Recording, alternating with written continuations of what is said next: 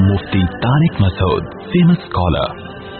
نستغفره ونؤمن به ونتوكل عليه ونعوذ بالله من شرور أنفسنا ومن سيئات أعمالنا من يهده الله فلا مضل له ومن يضلل فلا هادي له ونشهد أن لا إله إلا الله وحده لا شريك له ونشهد أن محمدا عبده ورسوله صلى الله تعالى عليه وعلى آله وأصحابه وبارك وسلم تسليما كثيرا كثيرا ما بعد فأعوذ بالله من الشيطان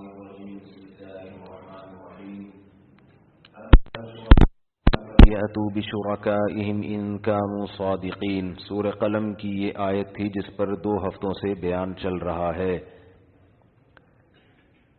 کہ قیامت کے دن بعض لوگوں کا یہ خیال تھا کہ ہمارے جو بڑے ہیں وہ ہمیں زبردستی بخشوا دیں گے.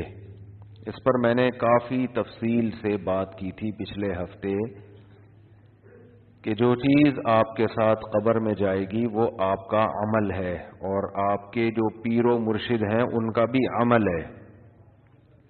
تو خامخواہ کی عقیدت کسی سے نہیں رکھنی چاہیے. یہ بہت خطرناک چیز ہے اور یہ چیز دینداروں میں ملے گی, دنیا داروں میں نہیں ملتی. مثال کے طور پر اگر کسی دنیا دار کو کسی ڈاکٹر سے عقیدت ہے کہ یہ میڈیکل سائنس میں مجھے اس سے عقیدت ہے, تو وہ عقیدت اس کی قابلیت کی بیس پہ ہوگی. دنیا میں ایسا ہی ہوتا ہے کہ یار یہ بہت قابل ڈاکٹر ہے, علاج بہت اچھا کرتا ہے. اس کے خواب کیسے آ رہے ہیں اس کو ہے بھائی, اور کتنا اس کے چہرے پہ رونق ہے, نور ہے. ان چیزوں سے وہ زیادہ متاثر, جو پیشنٹ ہے نا اپنے ڈاکٹر سے ان چیزوں سے متاثر نہیں ہوتا. یہی وجہ ہے کہ اگر کسی کو ڈاکٹر سے عقیدت ہے تو اس کے لیے مذہب ایک ہونا بھی ضروری نہیں ہے. بھئی بعض کو کسی اور مسلک کے ڈاکٹر سے عقیدت ہو جاتی ہے, بعض کو تو ایسا ہوتا ہے کہ وہ مذہب ہی دوسرا ہے بالکل اس کا. لیکن عقیدت کی بیس کیا ہے کہ یہ علاج اچھا کرتا ہے. تو جب بیس علاج ہے, بیس کیا ہے علاج, تو پھر آپ علاج ہی کو فوکس کرتے ہو, کسی اور چیز کو فوکس نہیں کرتے. کسی کو کسی حکیم صاحب سے عقیدت ہو گئی کہ یار بڑے زبردست حکیم ہے یار, مجھے ان سے بہت محبت ہے. کیوں بھائی؟ علاج اچھا کر لیتے ہیں, یہ ٹھگتے نہیں ہیں, 2 نمبر نہیں ہیں, پیسے زیادہ نہیں لیتے, وغیرہ وغیرہ وغیرہ. تو عجیب بات ہے کہ دنیا کے معاملے میں تو ہم سب کا اصول یہ ہے کہ جس بیس پہ عقیدت ہے جب تک وہ بیس اس میں ہوگی تو عقیدت بحال رہے گی, وہ بیس ہی ختم تو عقیدت بھی ختم. لیکن دنیا دین کے معاملے میں عجیب ہی الٹا سیٹ اپ چل رہا ہے. آپ کو کسی بزرگ سے عقیدت ہے, بھائی عقیدت کیا ہے؟ بزرگ ہے. یہ بزرگ کی ڈیفینیشن کیا ہے؟ نیک ہیں. تو نیک کی ڈیفینیشن کیا ہے؟ یہ سب چیزیں 2 اور 2 4 کی طرح واضح ہیں نا. بھئی نیک کی ڈیفینیشن کیا ہے؟ جو گناہوں سے بچتا ہو, فرائض واجبات پورے کرتا ہو. تو ان میں وہ تو ہے نہیں, نہ یہ گناہ سے بچ رہے ہیں نہ فرائض واجبات پورے کر رہے ہیں. فلاں فلاں چیز ان کی شریعت کے خلاف ہے. لیکن آپ کسی مرید کو ایسا اس کے پیر کے بارے میں بول کے دیکھو, ایسا جیسے اس مرید کی دم پہ پاؤں رکھ دیا آپ نے. نہیں آ رہی بات؟ ایسا تیش میں آئے گا, او بھائی تم نے اتنے بڑے بزرگ کو ایسا کیسے کہہ دو؟ بھائی بزرگ ہی کی جو ڈیفینیشن ہے وہ ان پہ فٹ ہی نہیں بیٹھ رہی. تو پھر ایسے موقع پہ ہم کہتے ہیں کہ بھائی آپ کو جو ان سے عقیدت ہے وہ بزرگ ہونے کی بیس پہ نہیں ہے, وہ چہرہ نورانی ہونے کی بیس پہ ہے. یہ شکل بہت خوبصورت ہے, بعض دفعہ شکلوں میں بن رہے ہوتے ہیں لوگ. بھائی فراڈی کی بھی شکل خوبصورت تو ہو سکتی ہے نا. شکل تو تبھی تو حدیث میں آتا ہے, رسول اللہ صلی اللہ علیہ وسلم نے فرمایا ان اللہ لا ينظر الى صورکم ولا الى اموالکم ولکن ينظر الى قلوبکم واعمالکم. اللہ تمہاری شکلوں کو اور تمہارے پیسوں کو نہیں دیکھتے بلکہ تمہارے دل کی نیتوں کو اور تمہارے اعمال کو دیکھتے ہیں. تو اگر شکل کا اسلام سے کوئی تعلق ہوتا تو اللہ بھی سب سے پہلے شکل کو دیکھتا نا. کہ اتنا خوبصورت میں نے بنایا، اس کا مطلب یہ نیک ہے، اس کا مطلب کیا ہے، یہ بہت نیک آدمی ہے، خوبصورت بہت ہے. تو اللہ تو شکلوں کو فوکس کرتے ہی نہیں ہے، اسی لیے نہیں کرتے کہ شکل فراڈیوں کی بھی بعض دفعہ بہت خوبصورت ہوتی ہے. یار کیسے سمجھائیں، بس یہاں تک اب مشکل باتیں شروع ہو گئی. شکل 2 نمبر لوگوں کی بھی بڑی حسن و جمال، اور 1 نمبر انتہائی نیک آدمی کی بدصورت بھی ہو سکتا ہے. وہ میں اکثر خلا کا واقعہ بیان کرتا ہوں نا. دور نبوی میں خلا ہوا تھا. جمیلہ بنت ثابت انصاری رضی اللہ تعالی عنہا رسول اللہ صلی اللہ علیہ وسلم کے پاس آئیں. صحیح بخاری کی حدیث ہے. شادی ہوئی، پہلے اپنے میاں کو دیکھا نہیں تھا انہوں نے. جب پہلی رات میں میاں کو دیکھا تو ان کو اندازہ ہو گیا کہ بھئی یہ تو شکل و صورت کے لحاظ سے میرے لیول کے بالکل بھی نہیں ہے.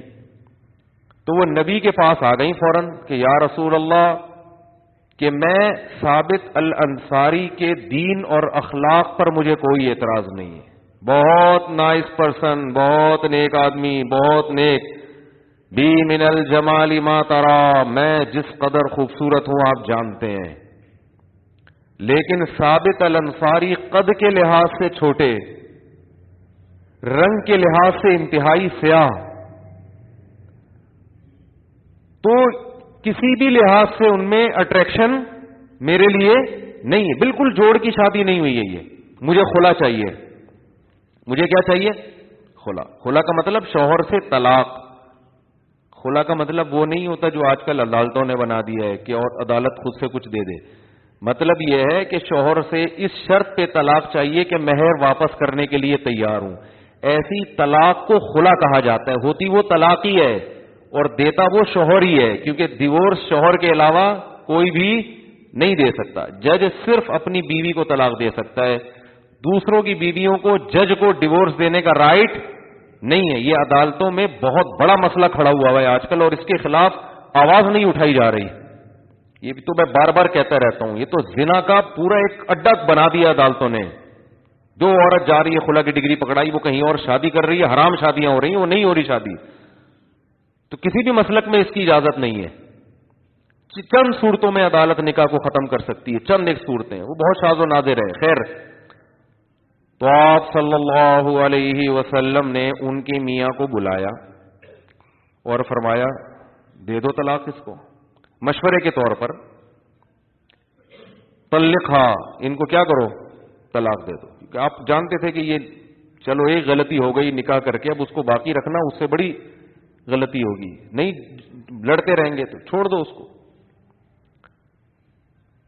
اس سے بھی پتہ چلتا ہے کہ ہمارے معاشرے میں جو طلاق کو بہت معیوب سمجھا جاتا ہے نا، طلاق معیوب ہے اتنی نہیں ہے جتنی یہ سمجھا جاتا ہے. نہیں سر پٹول رہے ہیں تو چھوڑو یار، تمیز سے علیحدگی اختیار کر دو. اتنا زیادہ نہیں، ہندوؤں کی طرح نہیں ہے کہ آسمانوں پہ جوڑے بنتے ہیں تو وہ ایلفی سے چپک گئے ہیں. اب حقیقت ہے یہ تو ہندو عیسائیوں کی باتیں ہیں جو گراؤنڈ ریئلٹی سے ہٹ کر ہوتی ہیں کہ جوڑے آسمانوں پہ بنتے ہیں، وہ بن گئے. جوڑے آسمانوں پہ بنتے ہیں، ٹوٹتے بھی آسمانوں پہ ہی ہیں. وہ ٹوٹنا بھی آسمان پہ ہی لکھا ہوا ہوتا ہے کہ یہ نہیں چلیں گے تو چلو بھائی تمیز سے الگ ہو جاؤ. ایسا نہ ہو جا کے بلا وجہ الگ ہو جائیں. یعنی ایک حد ہوتی ہے برداشت کی. کیا ہوتی ہے؟ ایک حد ہوتی ہے. میرے سامنے ایک دفعہ ایک میاں بیوی کا کیس آیا، تو وہ کیس میں یہ نوعیت تھی کہ بہت زیادہ ان کے پھڈے ہو رہے تھے نا. خیر ہم نے سلو صفائی کرا دی. میرے ساتھ کوئی پینل بھی تھا علماء کا، تو ہمیں اندازہ ہوا کہ یہاں غلطی بیوی کی ہے، عورت کی غلطی ہے. وہ بہت شرارتیں کر رہی تھی. بعض دفعہ مرد کی غلطی ہوتی ہے، بعض دفعہ عورت کی. یہاں اس کیس میں عورت کی غلطی تھی، بہت شرارت کر رہی تھی.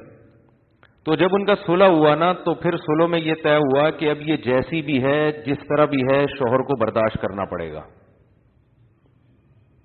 یعنی آئندہ یہ کبھی بھی زندگی میں ڈیورس نہیں دے گا. اس شرط پہ ہم لڑکی کو بھیج رہے ہیں. لڑکی والوں نے کہا کہ جو ہے جیسی ہے برداشت کرنا پڑے گا. تو لڑکا لکھ کے دینے لگا ہاں جو ہے جیسی ہے. میں نے کہا بھائی کیا مطلب جو ہے جیسی ہے؟ یہ کیا بات ہے؟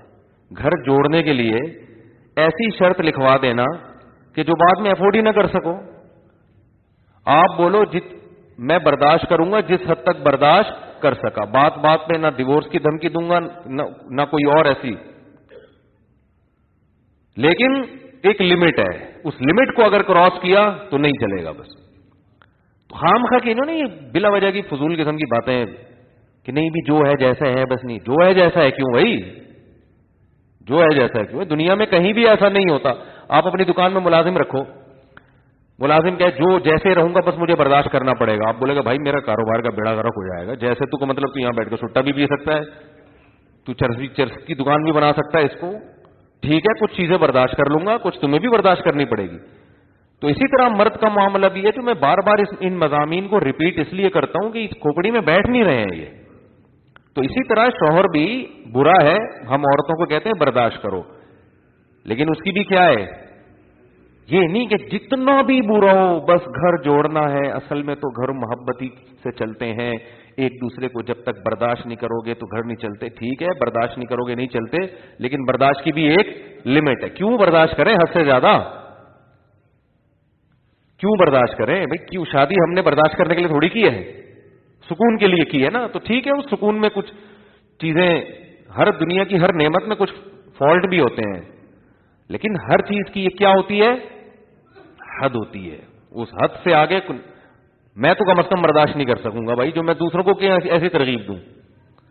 ایک چیز لمٹ ہوتی ہے نا, ایک لمٹ کے بعد آدمی کی کھوپڑی گھومنا شروع. کہتے ہیں بھائی وہ میرے پاس آتے ہیں کہ صبح شام کہ بیگم صاحب یہ بھی نہیں کرتی, یہ بھی نہیں کرتی, یہ بھی نہیں کرتی, یہ بھی نہیں کرتی, یہ بات بھی نہیں مانتی, جب چاہیں پرس اٹھا کے گھر سے باہر بھی چلی جاتی ہیں, نہ ابا کی خدمت نہ اماں کی خدمت, کچھ بھی نہیں مان رہی, ایک کسی چیز میں شوہر کو فالو نہیں کر رہی. میں کہتا ہوں بھائی جان چھڑاؤ, تم نے اگر خالی ثواب کے لیے کسی عورت پہ خرچ کرنا ہے تو ایزی سینٹر میں بہت ساری بیوہ عورتیں ہیں جن کو تم جا کے کھلا دیا کرو, جب کسی کام کی نہیں ہے. اسی طرح میاں بھی اگر وہ خرچہ نہیں اٹھا رہا, گھر کا کرایہ بھی نہیں دے رہا, بچوں کے اسکول کی فیسیں بھی نہیں دے رہا, علاج معالجے کے پیسے بھی نہیں دے رہا, میاں فوراً سے پہلے بدل لو بھائی. ہم تو یہی کہتے ہیں لوگوں کو, ایسے میاں کی اطاعت کر کے خامخواہ میں اگر ثواب ہی حاصل کرنا ہے تو اتنی خدمت اپنے ابا کی کر کے, وہ بھی تو ثواب ہے نا. رہنے تو نہیں سمجھ میں آ رہا تو رہنے دو. تو خامخواہ میں پھلترو کی طرح ایک بندے کا نام اپنے ساتھ لگانے کا, جب وہ کوئی سرے سے کوئی حقوق ہی ادا نہیں کر رہا ہے تو پھلترو کی طرح نہیں چیزیں چپک جاتی ہیں آپ کے ساتھ. دیکھا ہوگا نا پھلترو, پتہ ہے کسے کہتے ہیں. بعض دفعہ یہ ہوتا ہے, اب تو یہ چیزیں ختم, بچپن میں چیزیں نظر آتی تھیں, جیسے سردیوں میں نا چیزیں چپک جاتی ہیں, تو اون جو سویٹر بن رہی ہوتی تھی نا خواتین گھر میں, تو بعض دفعہ اون چپک گیا کپڑے سے. اب وہ دھاگے کی طرح جا رہا ہے آدمی, یوں کر رہا ہے تو سلوار سے چپک گیا, ادھر سے ہٹا رہا ہے اس والے پہ چپک گیا. تو اکثر وہ قمیص کے پیچھے چپکتا تھا, وہ نظر نہیں آتا تھا, پھر تو وہ چپکا رہ جاتا تھا. تو لوگ کہتے تھے کیا یار پھلترو لگا لیے ساتھ میں, جہاں جا رہے ساتھ ساتھ یہ. تو ایسے ہی بعض عورتوں نے پھلترو کی طرح میاں کو اپنے ساتھ چپکایا ہوا ہے, وہ ایک حق بھی کم وقت ادا کرنے کے لیے تیار نہیں ہے. تو بعض نے پھلترو کی طرح بیگم کو چپکایا ہوا, بعض نے پھلترو کی طرح. تو ایک حد ہے برداشت کی بھی. اس کے بعد پھر قرآن کیا کہتا ہے, تمیز سے علیحدگی. تو مجھے ڈر یہ لگتا ہے ایسی باتوں سے خامخواہ میں کی علیحدگیاں نہ شروع ہو جائیں, یہ بھی بہت ڈر لگ رہا ہوتا ہے. سائیڈ افیکٹ بھی بہت ہوتے ہیں اس طرح برملا بات کرنے کے. لوگ بلا وجہ زندگی گزار رہے ہوتے ہیں, برداشت کر کے خامخواہ میں علیحدہ نہ ہو جائیں. تو وہ برداشت اصل ہے لیکن ایک حد تک. اور حد جو میں لوگوں کو بیان کرتا ہوں, شوہر اتنا خراب ہو جائے کہ عورت ذہنی مریضہ بننا شروع ہو جائے, ڈپریشن کی گولیاں کھانا شروع کر دے, تو بس یہ لمٹ کراس ہو گئی ہے. اب کیا ہے, اسٹریس اتنی ہے کہ گولیوں پہ آ گئی ہے. اگر بیوی, ساس نے بہو کو اتنی ٹینشن دی ہے کہ اب بہو صاحبہ ڈپریشن کی گولیوں پہ آ گئی ہیں, تو بھائی اب کیا ہونا چاہیے, یہ بہت ہو گئی. کیونکہ اس کی وجہ یہ ہے کہ اب غلطی جس کی بھی ہو, لیکن اب یہ حدود اللہ پر قائم بولو نا نہیں رہ سکتے. اب غلطی میں پڑنا کہ کس کی غلطی تھی, جس کی بھی تھی, بہرحال نقصان تو اس کا ہو گیا نا, تو کیا فائدہ بھائی. میاں کو سمجھانا چاہیے جان چھوڑاؤ, چھوڑ دو اس کو, بشرطے کہ عورت راضی ہو. راضی نہیں ہے تو پھر تو وہ اور سے زیادہ بڑی ٹینشن. دو گولیاں کھا رہی ہے, پتہ چلا طلاق کے بعد 4 گولیاں کھا رہی ہے بیٹھ کے. تو مرد اگر اتنا خراب ہے نا کہ عورت اسٹریس میں آ گئی, ڈپریشن میں آ گئی ہے, تو پھر میری رائے یہ ہے کہ صحت پہلے ہے میاں. کیونکہ تھوڑے دن میں یہ پاگل جب ایک دفعہ اسٹریس اور ڈپریشن کی گولیوں پہ آ جائے نا, اور اصل حل نہ کیا جائے اس اسٹریس کا, تو پھر یہ گولیوں کی تعداد بڑھتی ہی ہے، کم نہیں ہوتی، اور پھر یہ پاگل ہی ہو کے مرے گی بیچاری. حقیقت بتا رہا ہوں میں، یہ پھر پاگل ہونے کے علاوہ اس کا کوئی انجام نہیں ہے. تو پاگل ہونے سے پہلے الگ کر دیا جائے، یہ زیادہ بہتر ہے. آدمی ڈپریشن میں نہیں آتا، آدمی اگر ڈپریشن میں نہیں آتا، وہ اس کی وجہ یہ ہے کہ وہ جو اگر بیوی الٹی سیدھی بھی مل جائے نا، وہ گھر سے باہر نکل جاتا ہے، بھاگ جاتا ہے وہ گھر سے. وہ بیچاری کہاں بھاگ کے جائے گی نا، پھر وہ جا کے دوستوں میں نکال دیتا ہے. بہت سارے آپشن. مرد اتنی جلدی گھریلو حالات کی وجہ سے ڈپریشن میں نہیں آتا، سمجھ رہے ہو؟ تو اس کے اصول کچھ اور ہیں. ٹھیک ہے، تو خیر بات کہاں سے کہاں چلی گئی. جو میں اصل عرض کر رہا تھا کہ حضرت ثابت رضی اللہ تعالی عنہ کی زوجہ آئیں، یا رسول اللہ میرا ان کے ساتھ گزارا بالکل بھی نہیں ہو سکتا، میں انتہائی خوبصورت عورت ہوں اور یہ انتہائی شکل و صورت کے لحاظ سے کم ہے. لیکن ان کے الفاظ کیا تھے کہ مجھے ان کی دینداری اور ان کے اخلاق پر کوئی اعتراض نہیں ہے. تو نبی نے ان کو کہا کہ دے دو طلاق، انہوں نے دے دی. عقل مند تھے، جانتے تھے کہ گزارا نہیں ہو سکتا، تو خام خام میں ایسے گھر کو زبردستی گھسیٹنے کا کیا فائدہ. ورنہ مرد ظالم بھی ہوتے ہیں، لٹکا دیتے ہیں، نہیں بھائی بس جیسا تیسا ہے، تو اس میں فائدہ نہیں ہے. پھر تو اس سے کیا پتا چلتا ہے؟ صحابی رسول ہیں، بیوی کہہ رہی ہے بہت نیک ہیں لیکن صورت کے اچھے نہیں ہیں. اب ان صحابی کے بعد دنیا میں کتنے حسین لوگ پیدا ہوئے، کتنے خوبصورت لوگ پیدا ہوئے نا 1400 سال کے عرصے میں، لیکن کیا ان میں کوئی حسین اور نورانی چہرے والا ان صحابی کی خاک کے برابر ہو سکتا ہے؟ بولتے کیوں نہیں بھائی؟ تو پتہ یہ چلا میرے بھائی، کسی کی شکل اس لائق نہیں ہوتی کہ اس کی بیس پر اس کو بزرگ سمجھ کے اس سے عقیدت اور محبت کی جائے. ہاں، ان چیزوں کا محبت کو بڑھانے میں دخل ضرور ہوتا ہے کہ آپ کے پیر صاحب کی شکل بھی اچھی ہے تو تھوڑا اور زیادہ عقیدت ہو جاتی ہے انسان. یہ ایک نیچرل ہے. بھائی آپ کسی سے عقیدت رکھتے ہیں، عقیدت ہے بزرگی کی بیس پہ، نیک ہے، عقیدت کی بیس درست ہے. اور نیک کی ڈیفینیشن بھی آپ کو پتہ چل گئی. جیسے ڈاکٹر ہے تو ڈاکٹر کی ڈیفینیشن کیا ہے؟ بھائی MBBS کیا ہوا ہو، اتنے سال ہاؤس جاب ہو، سرٹیفکیٹ ہو، وغیرہ وغیرہ. تو بزرگ سے عقیدت ہوتی ہے کس بیس پہ؟ نیک. اور نیک کی ڈیفینیشن کیا ہے؟ یہ نہیں کہ خواب اچھے اچھے آ رہے ہوں، یہ میں نے پچھلے بیان میں بہت ڈیٹیل سے بتایا تھا. اچھا خواب آنا یہ نیک ہونے کی دلیل نہیں ہے. نیک ہونے کی ایک ہی دلیل ہے جو قرآن نے بیان کی، الذین آمنوا وکانوا یتقون. عقیدہ بھی درست اور اعمال بھی درست. عقیدہ توحید، صرف یا اللہ مدد، بس، اس کے علاوہ کوئی نعرہ قابل قبول نہیں. جو اسلام کے بیسک عقائد ہے نا، ان میں کوئی کمپرومائز نہیں ہے. اور عمل بھی کیا؟ آمنوا وعملوا الصالحات، نیک عمل کیے، گناہوں سے بچتے ہیں. وکانوا یتقون، بچتے ہیں. کس چیز سے بچتے ہیں؟ برائیوں سے بچتے ہیں، شریعت کو فالو کرتے ہیں. تو یہ دو چیزیں آپ نے دیکھ لی، آپ کو عقیدت ہو گئی، بالکل درست عقیدت ہوئی ہے. پھر اگر ان کی شکل بھی اچھی ہے تو یہ عقیدت کو بڑھانے میں یہ چیزیں کیا کرتی ہیں؟ مدد دیتی ہیں. یہی وجہ ہے کہ جتنے پیغمبر دنیا میں آئے سارے خوبصورت تھے. اللہ نے کسی پیغمبر کو بدصورت نہیں بنایا. وجہ کیا تھی؟ کہ خوبصورتی کی وجہ سے نا قوم ان کی طرف مائل ہو، ان کی بات کو ذرا زیادہ شوق سے سنے گی. عقیدت میں یہ چیز اضافے کا ذریعہ بنے گی. اس لیے جتنے پیغمبر آئے صحت مند، خوبصورت، خاندان بہت اچھے ان کے. تو یہ اللہ کی ایک رحمت تھی کہ تاکہ لوگ بعض مرتبہ صورت کی بیس پہ بھی کسی کے قریب آنے سے کتراتے ہیں، لیکن اللہ نے کیا کیا؟ تمام پیغمبروں کو خوبصورت بنایا. تو کسی عالم، کسی بزرگ کو اللہ نے اگر خوبصورت بنایا ہے تو یہ اللہ کی ایک نعمت ہے. اس نعمت کا جائز فائدہ اٹھانا چاہیے. جائز فائدہ یہ بھئی آپ دین کا کام کریں تو لوگ آپ کے علم اور آپ کے تقوی کی بیس پر آپ کے قریب آئیں گے، اور صورت اس عقیدت کو بڑھانے میں مدد دے گی. اور یہ ڈاکٹروں کے ساتھ بھی ہوتا ہے، حکیموں کے ساتھ بھی ہوتا ہے. خوبصورت حکیم سے علاج کرانے کا زیادہ دل کرتا ہے انسان کا. جو باریک باریک ہوتے ہیں نا، ایکس رے رپورٹ ان کی نظر آ رہی ہے، حالانکہ ماہر ہوتے ہیں، لیکن آدمی کا فطری طور پر کہتا ہے یار وہ زیادہ ماہر ہے، وہ جو دوسرا ہے نا. تو یہ انسانی نیچر ہے. ڈاکٹر بھی اگر خوبصورت ہوگا تو ویسے انسان اس کی طرف، یہ انسان کی نیچر ہے، جو چیز بھی اچھی لگتی ہے انسان اس کی طرف مائل ہوتا ہے، تو اس میں کوئی حرج نہیں ہے. لیکن بیس کیا ہے؟ بیس پہ سمجھوتا اور کمپرومائز نہیں ہوتا. ڈاکٹر سے عقیدت میڈیکل سائنس کی بیس پہ، تو پہلے اس میں مہارت ہو، باقی چیزیں بعد کی ہیں. نہیں آ رہی سمجھ میں بات؟ اور اگر ایک ڈاکٹر اپنے فن میں ماہر ہے، شکل کا اچھا نہیں ہے، دوسرا شکل کا اچھا ہے فن میں ماہر نہیں ہے، پھر شکل کے اچھے والے سے علاج کرانا یہ حماقت اور بے وقوفی ہے.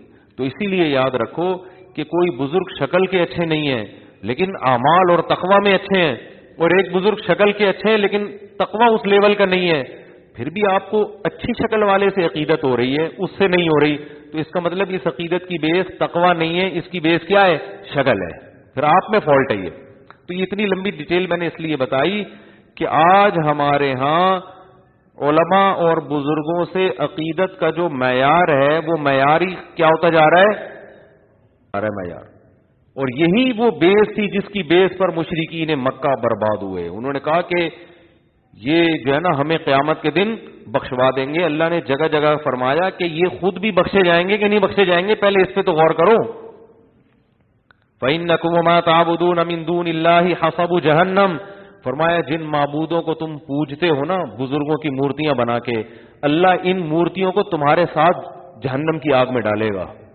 ان مورتیوں کو بھی اللہ تمہارے ساتھ جہنم میں ڈالے گا. تو اس لیے بھائی ہر چیز میں انسان کو کھوپڑی استعمال کرنی چاہیے. مجذوب بن کے، پاگل بن کے، دیوانہ بن کے جدھر قوم جا رہی بس ادھر ہی چلنا. کسی نے جذباتی تقریر کر دی پاگلوں کی طرح اس پہ.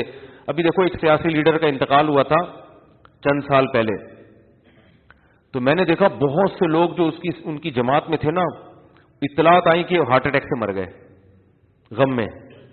کچھ جناب رو رہے ہیں، پھوٹ رہے ہیں. ابے بھائی کس بات کی عقیدت؟ اتنے کیوں جذباتی ہو رہے ہو؟ کیا دیا محترم نے آپ کو؟ میں نام نہیں لیتا، آج کل تھوڑا احتیاط کرتا ہوں میں. بس خامخواہ کی وہ ایک تقریر بہت اچھی لگ گئی تھی تو اتنی عقیدت ہو گئی. یہ سیاسی لوگ اپنے لیڈروں سے کتنی عقیدت کرتے ہیں، پاگل ہو رہے ہوتے ہیں. کوئی ان کے بارے میں نیگیٹو کمنٹ سننے کے لیے تیار نہیں ہوتا. دوسرے کی ہر پازیٹو چیز بھی نیگیٹو، اپنے والے کی ہر نیگیٹو چیز بھی پازیٹو. یہ سیاسی لوگوں میں بھی اندھی عقیدت بہت ہوتی ہے. وہ اس کا اپنے جو جس کو آپ فالو کر رہے ہیں نا، اس نے جو بھی الٹا کام کیا ہوگا قوم کے وسیع تر مفاد میں بعض دفعہ یہ بھی کرنا پڑتا ہے. یہ جواب ہے. یہ سب جگہ چل رہا ہے، کچھ کوئی ایک نہیں ہے. یہ اندھی عقیدت قیامت کے دن مروائے گی، یاد رکھو. قرآن کے الفاظ کیا ہیں؟ ان السمع والبصر والفؤاد کل اولئک کان عنہ مسئولا. تمہارے کانوں سے، تمہاری آنکھوں کے، تم سے تمہارے کانوں کے بارے میں، تمہاری آنکھوں کے بارے میں، تمہارے دل کے بارے میں قیامت کے دن سوال ہوگا. کسی سے عقیدت اگر دل میں رکھی، کیوں رکھی؟ نفرت رکھی تو کیوں رکھی؟ دلیل کیا تھی نفرت کی؟ نہیں آ رہی بات میرا خیال ہے. تو جو کچھ ہم بول رہے ہیں نا اپنے سیاسی لیڈروں کے دفاع میں، دوسروں کو برا کہہ رہے ہیں، قیامت میں یہ ایک ایک لفظ ریکارڈ ہو رہا ہے. اللہ پوچھے گا تو نے اپنے والے کی اس غلط چیز کی جو تو نے غلط تعویل کی اور اس کو صحیح قرار دینے کی کوشش کی، اس کی تمہارے پاس کوئی واقعی مضبوط دلیل تھی؟ اور دوسرے والے کی صحیح چیز کو بھی تم نے جو غلط قرار دینے کی کوشش کی، اس کی تمہارے پاس کیا دلیل ہے؟ اگر آپ کے پاس کوئی دلیل نہیں ہے تو خدا کی قسم یہ جو آپ کے سیاسی لیڈر ہیں یہ آپ کو قیامت کے دن الٹا لٹکنے سے نہیں بچا سکتے. تو اتنی عقیدت میں، اپنے سیاسی لیڈروں کی عقیدت میں اندھے نہ ہو جاؤ. اور ویسے بھی ان کی عقیدت سے فائدہ آپ کو تھوڑی، ان کو ہوتا ہے. آپ کو تو کچھ بھی نہیں ہوتا. آپ تو وہیں کے وہیں ہیں. رکشا چلا رہے ہو تو کوئی بھی آ جائے، آپ نے رکشا ہی چلانا ہے. یار یہ بہت مشکل بات ہو گئی. آپ سمجھتے ہو کہ آپ جس جماعت کو فالو کر رہے ہو وہ جب وزیر اعظم بن جائیں گے تو آپ کیا رکشے سے ٹیکسی میں آ جاؤ گے یا لینڈ کروزر پہ آ جاؤ گے؟ آپ رکشے پہ ہی رہو گے. پھر خامخواہ میں اپنے والوں کی تعریفیں کر کر کے غلو کرنا، مبالغہ کرنا. پتہ ہے ہماری شریعت نے مرنے کے بعد بھی کسی کی تعریف میں مبالغے کو برداشت نہیں کیا. حالانکہ مرنے والے کا اب کیا دنیا میں بیچارے کا لینا دینا. پھر بھی کہا اس کی بھی تعریف کرو تو اعتدال سے. جو چیز اس میں نہیں ہے وہ بیان مت کرو. ہمارے یہاں کوئی مر جائے پھر آپ دیکھو حضرت ایسے تھے، حضرت سے تو بڑا دنیا میں کوئی پیدا ہی نہیں ہوا. اس کے بعد جانے کے بعد اچھا ہمیں تو اب پتہ چلا حضرت اتنے بڑے تھے. مخالفین بھی کہہ رہے ہوتے ہیں بہت ہی بڑے بزرگ کا انتقال ہوا اس دفعہ. تو بھائی بہت زیادہ بہت ہی بڑے. صحیح حدیث ہے, صحیح حدیث ہے. حدیث کے پورے الفاظ مجھے یاد نہیں ہیں کہ میت سے پوچھا جاتا ہے بتا کیا واقعی تو ایسا تھا جو تیرے بارے میں لوگ یہ کہہ رہے ہیں, واقعی تو ایسا تھا.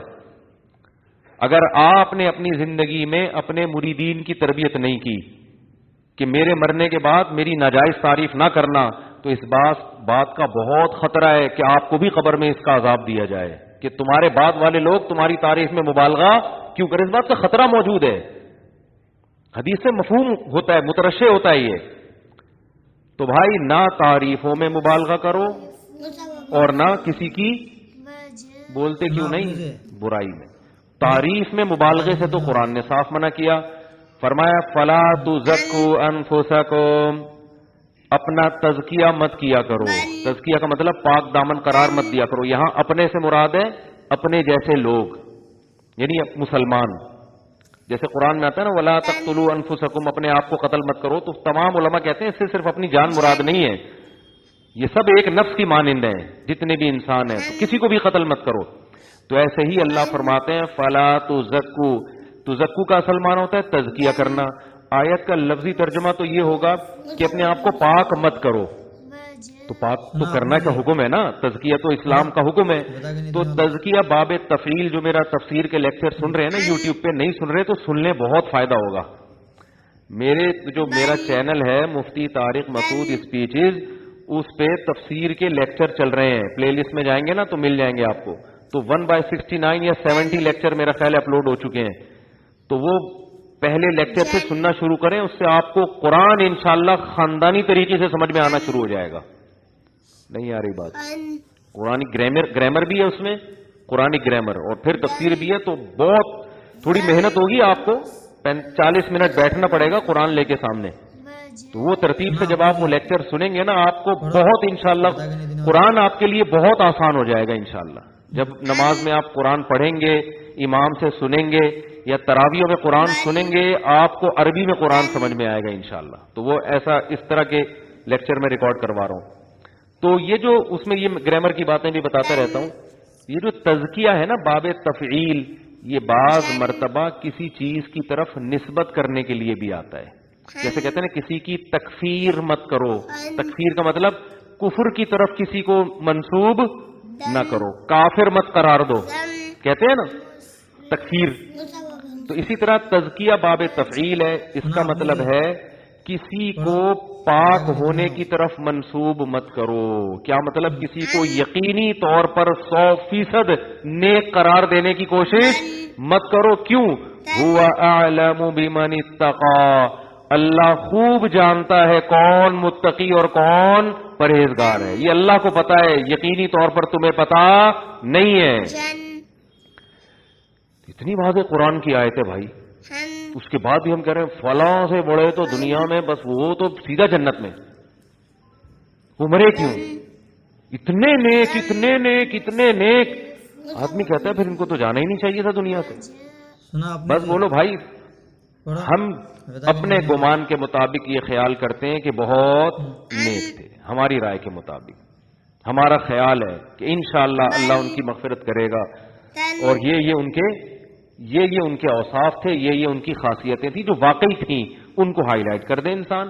یہ ٹھیک ہے, یہ تو صحابہ سے بھی, تابعین سے بھی ثابت, اسلاف سے بھی ثابت, اور قرآن نے اس سے منع نہیں کیا. لیکن یقینی طور پر کسی کی تعریف میں بہت زیادہ مبالغہ کرنا, یہ پھر اللہ پہ گویا ایک طرح سے اللہ اس کو اپنے اوپر الزام سمجھ رہے ہیں کہ مجھے نہیں پتا, تجھے مجھ سے بھی زیادہ پتا ہے. یہ گویا یہ انداز ہو گیا. جب یہ اللہ کہہ رہے ہیں ہوا عالم, اللہ کو پتا ہے بھائی کون نیک ہے اور کون برا ہے. اور آگے اللہ نے فرمایا اللہ کو اتنا پتا ہے هو اعلم بكم اذ انتم اجنة في بطون امهاتكم, وہ تمہیں اس وقت سے جانتا ہے جب تم اپنی ماں کے پیٹ میں چھپے ہوئے تھے. وہ تو اس وقت سے جانتا ہے. تو اس کو تم سمجھا رہے ہو کہ اللہ وہ بہت نیک تھا, اس کو وہ لازمی جنت میں جانا چاہیے. تو اللہ کے فرمان وہ تمہیں اس وقت سے جانتے ہیں جب تمہاری ماں اور تمہارے باپ نہیں تمہیں جانتے تھے. اس وقت سے تمہاری خصوصیات اور سب کچھ ہم جانتے تھے تمہارے بارے میں. تو تو اس لیے جس نے جنت میں لے کے جانا ہے، جس نے جہنم میں لے کے جانا ہے، اس کو پتا ہے. تو ہم اعتدال کے ساتھ. حضرت جی بہت اچھے ہیں، بس کافی ہو گیا. حضرت جی کیا ہے؟ بہت ہے، بس کافی، اس سے آگے زیادہ نہیں بڑھاؤ. حضرت جی کی یہ علمی خدمات ہے، ماشاءاللہ اس میدان میں حضرت نے بڑا کام کیا.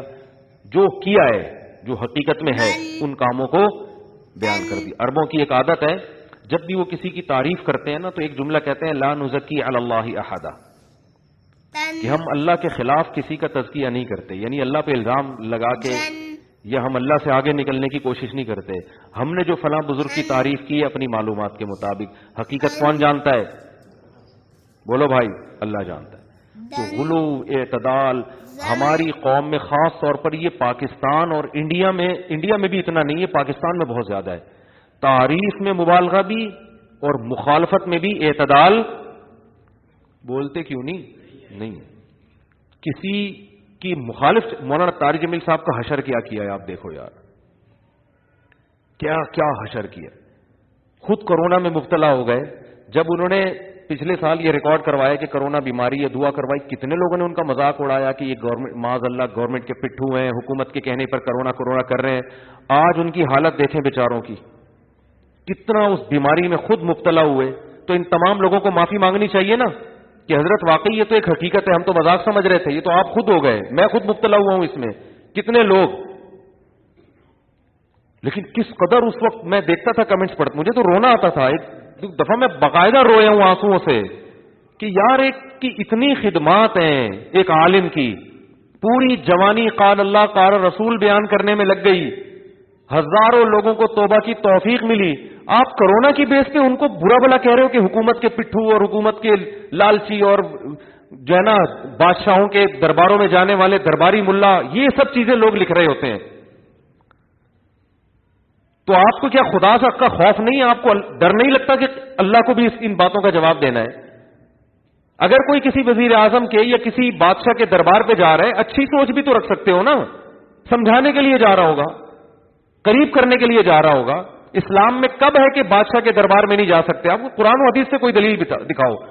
لوگ مجھے بھیجتے ہیں کہ وہ فلاں بزرگ نے بادشاہ کے ساتھ یہ بدسلوکی کی تھی، بادشاہ نے بلایا تو بھی نہیں گئے. بھائی بزرگوں کے واقعات وہ حجت نہیں ہوتے.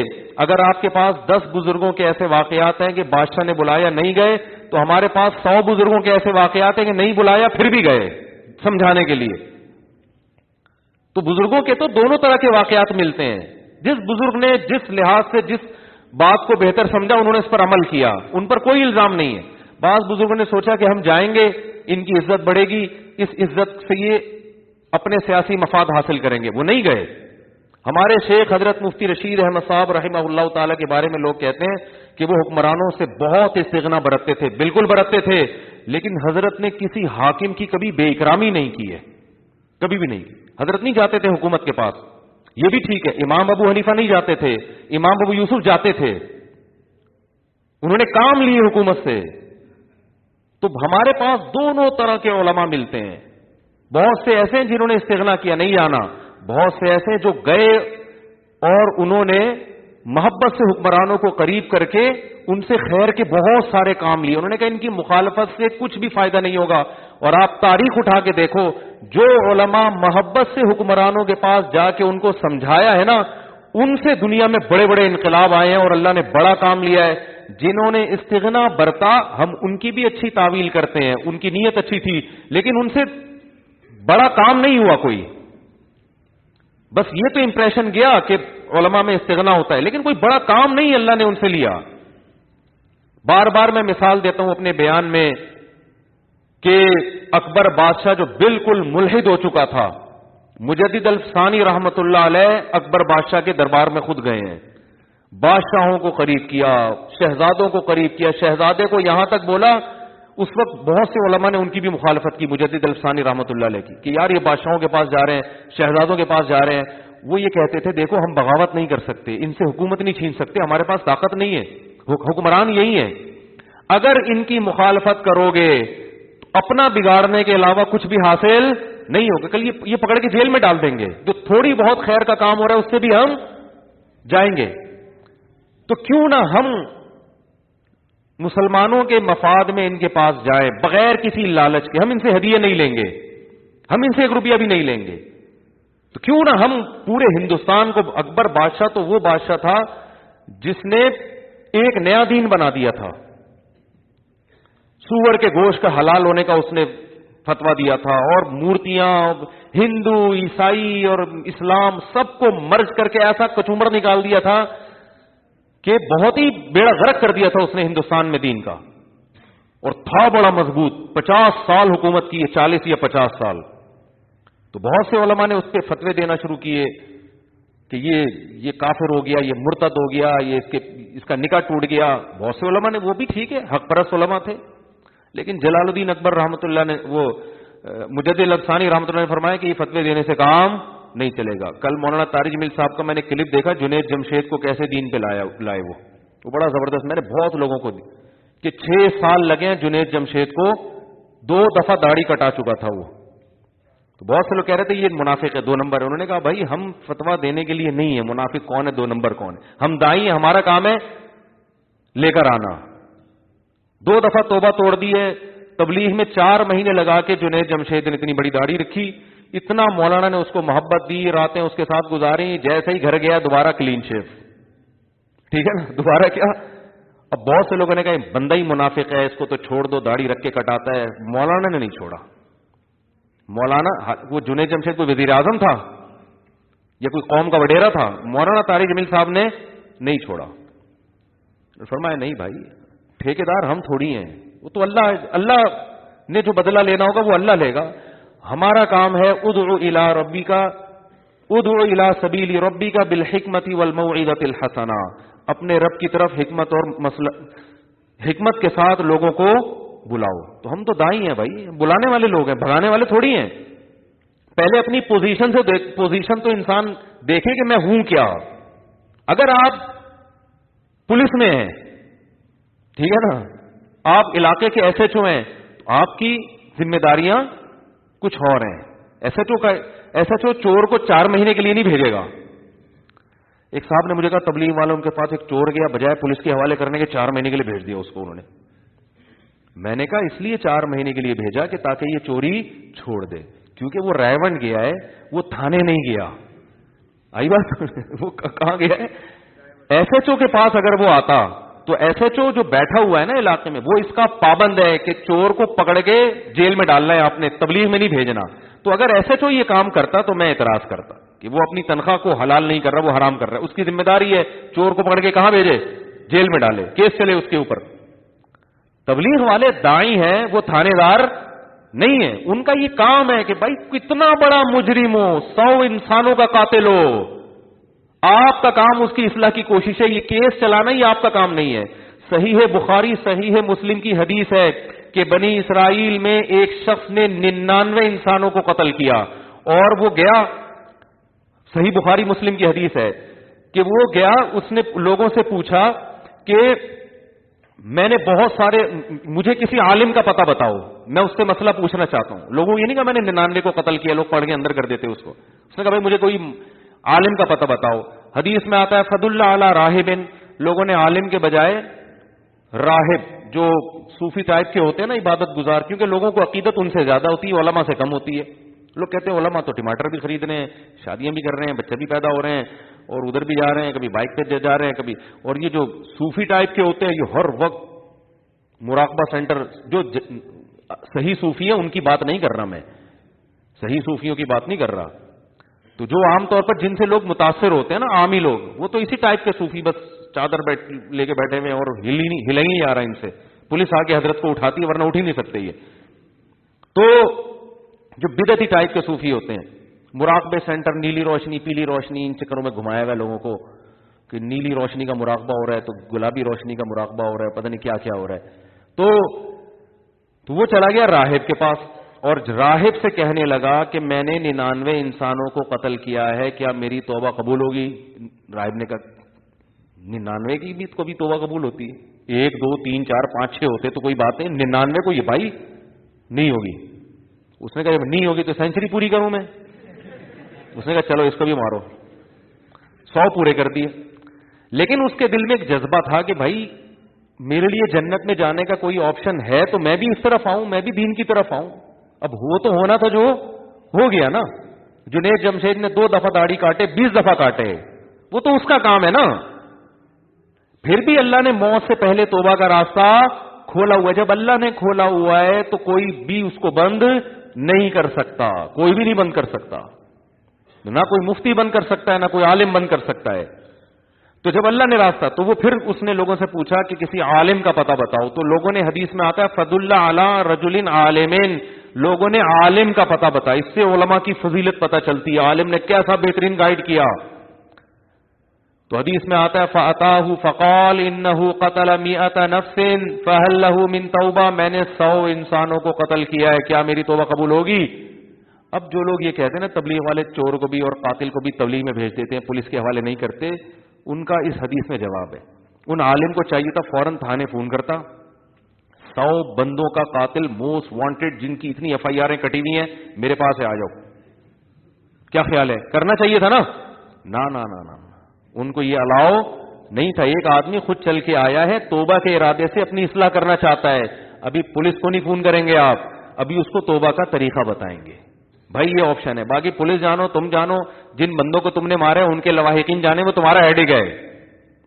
ہاں, وہ تمہارے جس کو مارا ہے اس کا کوئی چاچا ماموں مل جائے تو وہ پکڑ لے تو وہ تمہارا ہیڈک ہے, پھر میں چھڑوانے نہیں آؤں گا. تو ان عالم نے کیا فرمایا, نام من یحول بینہ و بین التوبہ, کیوں نہیں توبہ قبول ہوگی بھائی؟ کس نے کہہ دیا؟ کیسا اپریشیٹ کیا جا رہا ہے اس. یہ ہے داعی, یعنی وہ عالم مسئلہ بھی بتا رہے ہیں اور دین کی دعوت بھی دے رہے ہیں. صرف فتویٰ نہیں دے رہے کہ تو نے چونکہ 100 آدمیوں کو قتل کیا ہے, یا تو یہ فتویٰ دیتے تو جائے گا ہی جہنم میں, اور 1-2 کے بعد آ جاتا نا, اب 100 کے بعد آ رہا ہے. یہ بھی فتویٰ نہیں دیا کہ ہاں تیری توبہ قبول ہوگی. بس اس فتوے پر اکتفا نہیں کیا, فتوے کے ساتھ ساتھ اس کو گائیڈ کیا ہے, دین کی دعوت دی ہے, اس کو طریقہ بتایا ہے کہ بھائی تو ایسا کر, تو 100 انسانوں کو قتل تو کر چکا ہے, لیکن تو اگر توبہ کر لے گا نا تو توبہ تجھ سے دوبارہ ٹوٹے گی, پھر کوئی پیسے کی لالچ دے گا, بندہ مار دے گا. تو اس لیے ایسا کرو, انطلق الی ارض کذا و کذا, فلاں علاقے میں جاؤ, فإن بها اناسا یعبدون اللہ, وہاں کچھ نیک لوگ رہتے ہیں جو اللہ کی عبادت کرتے ہیں. فاعبد اللہ معہم, تم بھی وہاں رہ کر اللہ والوں کے ساتھ رہو. ولا ترجع الی ارضک فإنها ارض سوء, اس زمین کی طرف واپس لوٹ کے مت آنا, یہ برے لوگوں کی زمین ہے, یہاں رہ کر تم دوبارہ بگڑ جاؤ گے. کتنا اچھا گائیڈ کر رہے ہیں نا اس کو. تو جنید جمشید کو بھی اسی طرح سے انہوں نے گائیڈ کیا, بھائی 2 دفعہ داڑھی کٹائی ہو, 10 دفعہ کٹائی ہو, ہم نے اس کو اچھا ماحول دینا ہے. وہ فرماتے ہیں میں نے اس کو مسجد میں سلایا, کو اپنے ساتھ دوبارہ نکالا. 4 مہینے کے بعد داڑھی کٹا کے وہ واپس گلوکار بن گیا, تو پھر وہ تو آ نہیں رہا تھا. فرمائے میں نے اپنے خرچ میں ان کی ٹکٹ کرا دی. جنید جمشید نا شرمندگی کی وجہ سے مولانا سے ملنا نہیں چاہ رہا تھا کہ میں دوسری دفعہ داڑھی کٹائی ہے, کیا آپ بولیں گے اتنی بڑی داڑھی رکھ کے کاٹ دی. تو مولانا کہتے ہیں کہ میں نے اس کا ٹکٹ خود کرایا. تو نہیں ملنا چاہ رہا, میں تو ملوں گا بھائی, تو میری جو ذمہ داری ہے وہ میں پوری. بولتے کیوں نہیں, کیا ہو گیا, میں کروں گا. وہ اس کو شرم آ رہی تھی, کہا نہیں بھائی ٹکٹ کرا دیا, آ جاؤ. تو آ گیا. پھر اس پہ دوبارہ سے تبلیغ والے مسالے لے کے بیٹھے ہوئے ہوتے ہیں دوبارہ سے. وہ انسان بنانے والا جونپور کا قصہ تو بہت دفعہ سنا ہے نا. جونپور کا قصہ نہیں سنا کبھی آپ نے؟ وہ بہت دفعہ سن چکے, چھوڑو وہ پھر لوگ بور ہو جاتے ہیں. وہ ایک دیہاتی ہے نا, کیا کریں, بات آ گئی ہے. ایک دیہاتی گیا, کسی قاری صاحب کو دیکھا, قاری صاحب کسی بچے کو کہہ رہے ہیں کمبخت تو گدھا تھا, میں نے تجھے انسان بنایا, یعنی انسان بنائے, تربیت کی. وہ دیہاتی بڑا حیران ہوا, ابھی یہاں گدھوں کو بھی انسان بنا دیتے ہیں. وہ بیچارہ, اس کو نہیں پتا تھے شہری زبان کے محاورے, تو وہ اپنا گدھا لے کر آیا, قاری صاحب اس کو بھی انسان بنا دو, قاری صاحب اس کو بھی. اب قاری صاحب کو مذاق سوجا, انہوں نے کہا یہ تو بہت ہی بیوقوف ہے. قاری صاحب نے کہا ٹھیک ہے چھوڑ جاؤ, مسالہ لگانا پڑے گا, انسان بن جائے گا. اب وہ 3-4 دن کے بعد آیا, قاری صاحب میرا گدھا انسان بن گیا. اس نے کہا وہ مسالہ زیادہ لگ گیا تھا, وہ نارمل انسان نہیں اعلیٰ درجے کا انسان بن گیا, اور وہ جونپور کا قاضی بن گیا, جج بن گیا ہے. چھوٹا نہیں ہوتا نا, جج تو بہت بڑا عہدہ ہوتا ہے. اب وہ جو جونپور کا جج ہے نا, وہ تیرا کیا ہے, وہ تیرا بیٹا ہے, جو سوری تیرا گدھا ہے, جو ہے نا, میں نے جونپور کا جج بنا دیا اس کو. اب یہ گیا جونپور، قاضی صاحب بیٹھے ہوئے فیصلے کرنے ہیں، یہ قاضی صاحب سے کہتا ہے یوں کر کے بلا رہے، قاضی کو غصہ آیا، کیا مسئلہ ہے بھائی؟ پھر گھاس لایا نا، ہوش ہوش ہوش، ٹھیک ہے. تو قاضی صاحب کو غصہ ہے، کیا کر رہا ہے؟ کہہ رہے زیادہ غصہ نہیں کر، تو ہے تو گدھا، تو تجھے مسالہ زیادہ لگ گیا ہے. تو تبلیغ والے بھی پبلک کو پکڑ کے کیا کرتے ہیں؟ مسالہ لگانا شروع کرتے ہیں. 6 نمبر ہو گئے، پھر صبح شام نیک لوگوں کے ساتھ اٹھنا بیٹھنا. تو جنید جمشید کو بھی حضرت مولانا نے مسالہ لگا لگا کے بہت زیادہ مسالہ، تیسری دفعہ جو مسالہ لگا نا ٹھیک ہے نا، اس میں پپیتا بھی لگایا انہوں نے، ٹھیک. تو وہ پھر توبہ کر لی اس نے سچی، اور موت کس پر ہوئی ہے؟ توبہ پر. کتنی بڑی فضیلت ہے یار. حدیث میں آتا ہے عمل کا مدار خاتمے پر ہے. اگر وہ اسی داڑھی کٹائی ہوئی حالت میں جہاز کریش ہو جاتا تو برے عمل پر موت ہوتی. وہ جو 2 دفعہ داڑھی رکھی وہ قبول نہ ہوتی. لیکن جب موت ہوئی ہے تو داڑھی بڑھ چکی تھی، تو وہ 2 دفعہ جو رکھ کے کٹائی ہے وہ معاف ہو گیا. کیونکہ حدیث میں آتا ہے عمل خاتمے پر ہے کہ اینڈ کیسا ہوا ہے آپ کا. کتنا بڑا مولانا کا احسان ہوا نا. ایسے پتہ نہیں کتنے لوگوں کی ہدایت کا ذریعہ بنے. تو بھائی اگر کچھ چیزوں میں وہ آپ کی پالیسیوں سے ہٹ کے چل رہے ہیں، آپ کو عمران خان اچھا نہیں لگتا، بہت سے لوگوں کو نہیں لگتا، تو اگر وہ چلے گئے دین کی تبلیغ کے لیے اور اس کو جو ہے نا کچھ تعریفی کلمات کہہ دیے جو ان کی رائے میں صحیح ہوں گے، دوسروں کی رائے میں صحیح نہیں ہوں گے، تو ہر آدمی دوسرے کے بارے میں اپنی رائے قائم کرتا ہے نا. تو آپ کہہ دو بھائی، زیادہ سے زیادہ یہ کہہ دو مولانا نے یہ اچھا نہیں کیا، عمران خان کو تو ہم پسند نہیں کرتے، خامخواہ میں جا کے اس کی تعریفیں کر دی. بس اتنا کافی ہے، اتنا اعتراض بولو بھائی کافی ہے کہ یار یہ مولانا کا مجھے ادا اچھی نہیں لگی. باقی اس حیثیت سے کہ وزیر اعظم سے ملنا، اس پہ تو آپ اعتراض کر ہی نہیں سکتے. نبی صلی اللہ علیہ وسلم نے بادشاہوں کے پاس صحابہ کو بھیجا ہے، نجاشی کے پاس پناہ کے لیے صحابہ کو بھیجا ہے. یہ نہیں کہا کہ ہم جاؤ عیسائی بادشاہ ہے ہم کسی کی مدد نہیں لیتے. عبداللہ بن مسعود جیسے صحابی نجاشی کے پاس گئے ہیں پناہ لینے کے لیے، اور پھر اس کو محبت سے تبلیغ بھی کی ہے. حضرت جعفر طیار نے قرآن کی آیتیں پڑھی، مسلمان ہو گیا وہ. اگر وہ یہ کہتے نجاشی کون ہے، وہ تو عیسائی بادشاہ، ہم تھوڑی جائیں گے کسی کے پاس. ہرقل کے پاس خط بھیجا، سفیر گئے ہیں.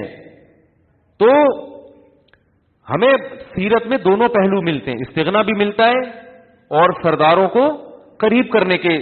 نبی نے سرداروں کے پاس بھی گئے آپ صلی اللہ علیہ وسلم، صحابہ بھی گئے ہیں. تو میں مجدد الفسانی رحمۃ اللہ علیہ کا بتا رہا تھا کہ انہوں نے بہت سے علماء نے فتوے دیے کہ یہ جناب اکبر بادشاہ ایسا ہے، یہ کافر ہو گیا، نکاح ٹوٹ گیا وغیرہ وغیرہ. انہوں نے کہا بھائی سارا حکومت اسی کے ہاتھ میں ہے، تو اگر ہم اس سے محبت دیں گے، اس کے قریب جائیں گے تو بہت کچھ کروا سکتے ہیں. اور اس طرح کا اگر ہمارا رویہ رہا تو اس سے ہندوستان میں شر کے علاوہ کچھ بھی نہیں پھیلے گا. مزید یہ علماء سے دور ہو جائے گا. سب وہ جلال الدین تو یہاں تک آ جاتا کہ وہ سب کو لٹکا دیتا. مجدد الفسانی رحمۃ اللہ علیہ نے لوگوں کی تانوں کی پرواہ نہیں کی اور بادشاہوں کے قریب گئے، شہزادوں کے قریب گئے. یہاں تک ایک شہزادے سے کہا کہ میں ضمانت دیتا ہوں میں اس وقت تک جنت میں نہیں جاؤں گا جب تک تجھے نہ لے کے جاؤں اپنے ساتھ. کتنے بڑے الفاظ ہیں دیکھو. میں تجھ سے وعدہ کرتا ہوں کہ مجھے اگر اللہ جنت میں لے کر گیا تو جب تک تو جنت میں نہیں جائے گا میدان حشر میں اللہ سے کہوں گا اللہ میں نہیں جاؤں گا جنت جب تک یہ نہیں جائے، اس کو نہیں میرے ساتھ بھیجو گے. کتنی بڑی یعنی شہزادے کو آپ مجدد الفسانی پر بھی فتویٰ لگاؤ گے حکومت کی چاپلوسی کر رہے ہیں، یہ کر رہے ہیں وہ کر رہے ہیں. لیکن مجدد الفسانی نے ایسا کام کیا کہ جلال الدین اکبر کلمہ پڑھ کے دنیا سے گیا ہے. اس کی ساری تاریخ آپ کو خراب ملے گی، اینڈ بہت اچھا تھا اس کا.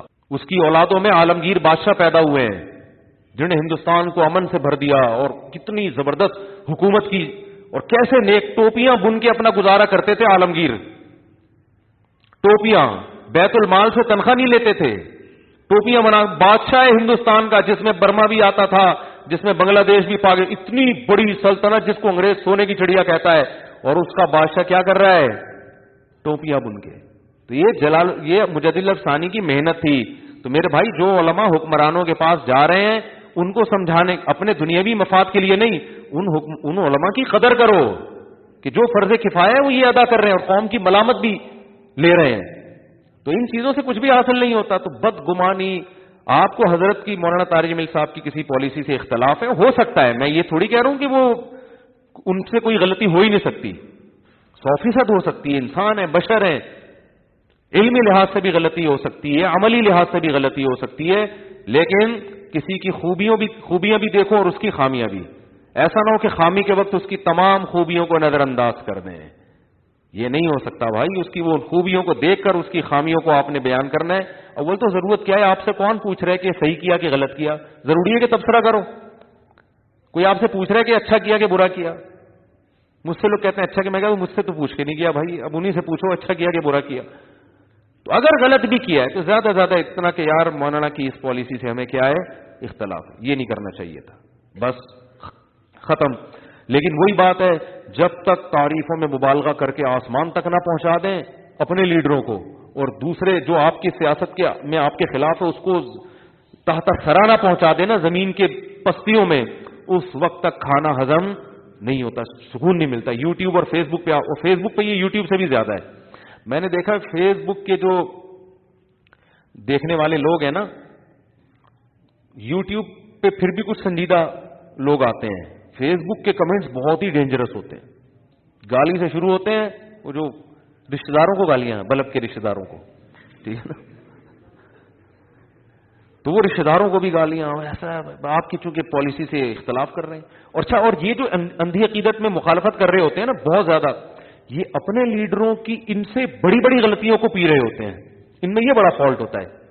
آپ کسی بھی ایسے شخص کو دیکھو جو کسی عالم کو یا کسی بھی سیاسی لیڈر کو جو آپ کی جماعت کا نہ ہو, بہت زیادہ اس کی برا بلا کہہ رہا ہے نا, وہ یہاں تو حق پرست بننے کی کوشش کرے گا, لیکن اپنے لیڈر کے بارے میں وہ اس کی بڑی بڑی خامیوں کو ایسی دور دور کی تعویلات کر کے, فاسد تعویلات کر کے اس کو صحیح قرار دینے کی کہ یہ قوم کے وسیع تر مفاد میں حضرت نے ایسا کیا. کرپشن بھی ثابت ہو جائے گی نا, تو قوم کے وسیع تر مفاد میں حضرت نے ایسا کیا ہے کہ اتنا پیسہ کمائے بغیر جماعت کو برقرار رکھنا چونکہ ضروری نہیں تھا, ممکن نہیں تھا, تو حضرت نے کرپشن کر کے اپنی جماعت کو بچا کے ملک کو بچا لیا گویا. یعنی ہر الٹی چیز پہ بھی آپ لیبل کیا لگائیں گے اگر آپ کو عقیدت ہے. تو یہی اندھی عقیدت ہے جس کی میں باتیں کر رہا ہوں یہاں پہ. تو اعتدال اچھی چیز ہے, شروع سے ہی تمیز سے چلو بھائی, بہت اچھے ہیں, اتنے نہیں جتنا آپ کہہ رہے ہیں, تھوڑا سا کم کر لو. میں وہ جمعے کے بیان میں بھی ایک بات کہی تھی کہ آپ کی جو سیاسی لیڈر ہے نا, اس کے بارے میں آپ یہ عقیدہ رکھو کہ بہت اچھے ہیں. کیا عقیدہ رکھو؟ بہت اچھے. یہ اس لیے کہ تبھی تو ان کی جماعت میں ہو, ورنہ اچھے نہیں ہو تو جماعت میں کیا کر رہے ہو پھر. تو آپ یہ عقیدہ رکھو بہت اچھے ہیں, اتنے نہیں جتنے ہمارے کارکن سمجھ رہے ہیں, اس سے تھوڑا سا کم.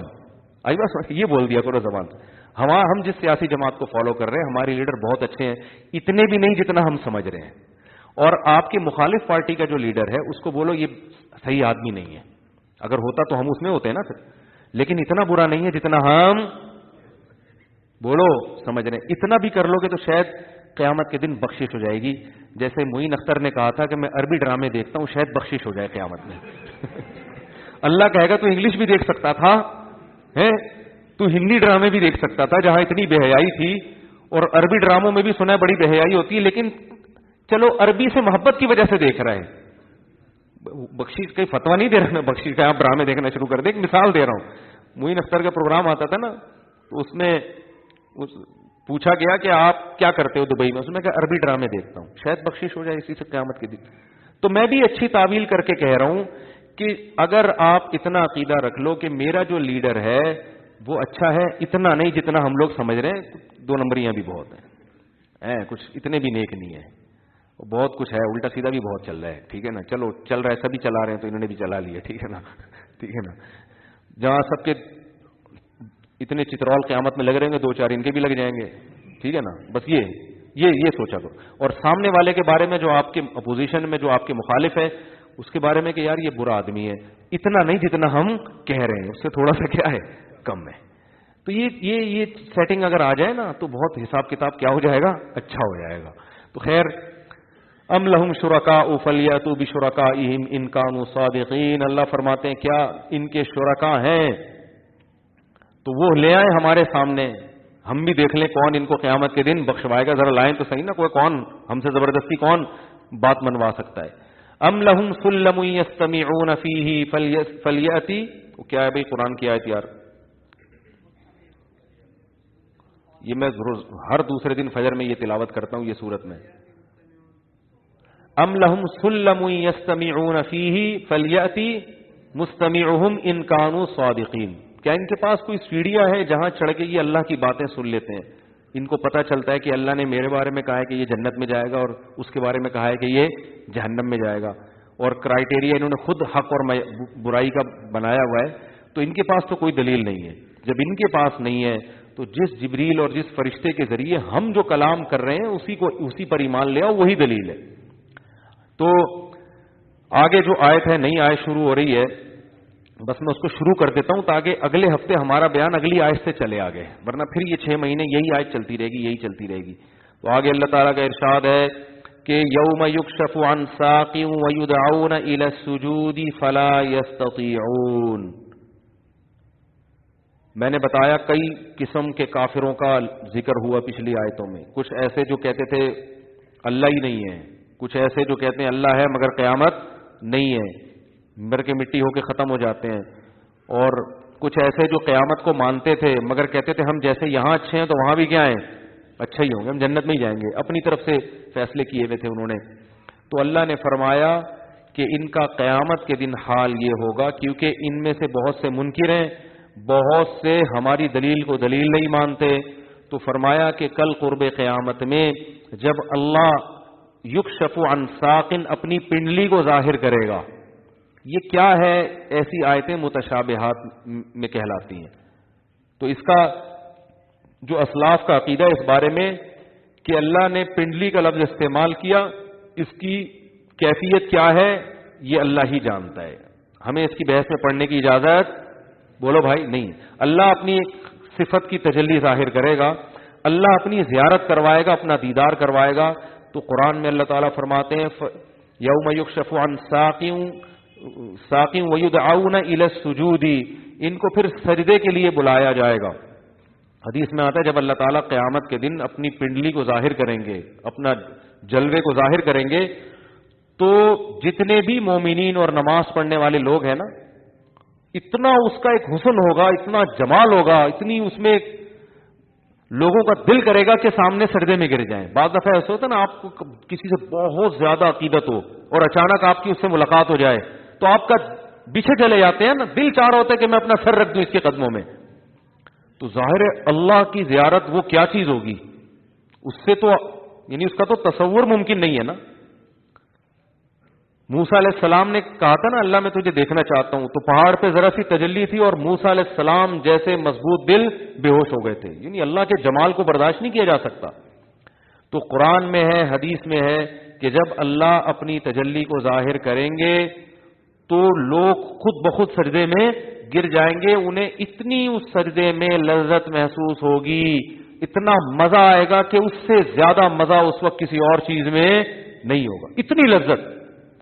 تو اس وقت کافر اور بے نمازی کی بھی خواہش ہوگی کہ ہم بھی گرے سجدے میں، لیکن اللہ ان کو سزا دیں گے، فلا یستطیعون، ان کی کمر تختے کی بنا دی جائے گی اور وہ سجدہ نہیں کر سکیں گے۔ ان کی خواہش ہوگی کاش ہم بھی کر لیں۔ فرمایا کہ یہ وہ لوگ ہیں یدعون الی السجود وہم سالمون، کہ ان کو دنیا میں سجدے کے لیے بلایا جاتا تھا اور ان کی کمر جھک جاتی تھی، صحیح کمر تھی، تختے کی کمر نہیں تھی۔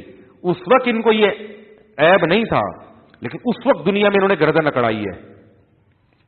کس قدر شدید وعید ہے بے نمازیوں کے لیے، آپ اندازہ لگاؤ کس قدر شدید وعید ہے، اور کیسے الفاظ ہیں اس وعید کے۔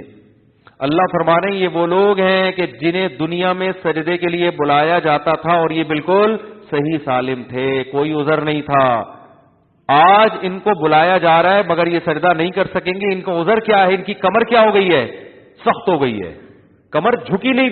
جب آدمی کی کمر سخت ہو جائے نا کوئی بیماری سے تو رکوع نہیں کر سکتا وہ۔ تو مجھے یہ بتاؤ، قرآن کہہ رہا ہے کہ جب ان کو سجدے کے لیے بلایا جاتا تھا یہ نہیں آتے تھے، تو کب بلایا جاتا ہے؟ کیسے بلایا جاتا ہے؟ اذان کے ذریعے۔ اس سے مراد کیا ہے؟ اذان۔ تو ان آیتوں میں اللہ نے اذان کا بھی تذکرہ کیا ہے۔ تو یہ جو اذان ہوتی ہے نا 5 ٹائم، اس کو ہلکا نہیں سمجھنا چاہیے۔ پھر یہ چونکہ الگ ٹاپک شروع ہو رہا ہے، اگر میں نے اس کو چھیڑ دیا تو یہ بہت لمبا ہو جائے گا اور پھر بیان بہت لمبا ہو جائے گا، تو اس کو ہم یہیں ختم کرتے ہیں۔ اگلے ہفتے انشاءاللہ اسی سے شروع کریں گے. ابھی کچھ سوال جواب ہو جائیں تو اچھا ہے. ہماری مسجد کے نمازیوں میں سے تھے نا, کورونا میں انتقال ہو گیا ان کا, دعا کریں اللہ تعالیٰ مغفرت فرمائے. ہمارے ایک دوست ہیں, ان کی ہمشیرہ کا بھی کورونا سے بھی انتقال ہوا ہے, عمر بھی ان کی زیادہ نہیں تھی, 50-55 سال تھی, اللہ تعالیٰ مغفرت فرمائے. سمندر میں نماز یا نماز جمعہ کیسے ادا کریں گے؟ آج وہ آئے ہوئے ہیں, ہمارے دوست ہیں امریکہ سے آئے ہوئے ہیں, وہ یہاں ڈیفینس میں رہ رہے ہیں, تو مجھے کہنے لگے کہ مفتی صاحب مجھے بتا دو نا واقعہ. مجھ سے کہنے لگے چھپڑ میں, صاحب یہ میں نے سنا ہے کہ گورنمنٹ جو ہے نا علماء کو فورس کر رہی ہے, زبردستی دباؤ ڈال رہی ہے کہ کرونا کا لوگوں کو خوف ڈالے لوگوں کے دلوں میں, تو اس کی کیا حقیقت ہے؟ تو گورنمنٹ کیا کر رہی ہے؟ تو میں نے کہا بھائی میرا نہ کسی وزیر کے, میں اپنی تو ذمہ داری لے سکتا ہوں, نہ کسی وزیر کا میرے پاس فون آیا, نہ کوئی وزیر اعظم کا, نہ کسی صدر کا, نہ کسی علاقے کے کوئی ناظم واظم کا, نہ تھانے کا, کسی کا بھی فون نہیں آیا. تو میں اپنے بارے میں تو ضمانت لے رہا ہوں کہ میں جو کرونا کر رہا ہوں ڈاکٹروں کے کہنے پہ کر رہا ہوں, حکومت کے کہنے پہ نہیں کر رہا. تو میں نے کہا باقیوں کا بھی آپ اچھا گمان رکھ لیں.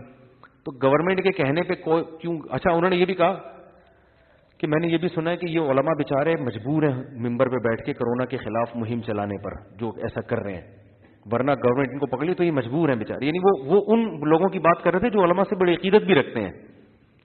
تو یہ کیا پروپیگنڈا ہے یار؟ دیکھو بغیر تصدیق کی خبریں ادھر سے ادھر خام خواہ کی پھینکتے رہتے ہیں. ایک ڈاکٹر صاحب کا میرے پاس, انہوں نے نا واٹس ایپ پہ مجھے اپنی ویڈیو بنا کے بھیجی, وہ ویکسین لگوا رہے ہیں لندن میں نا کورونا کی.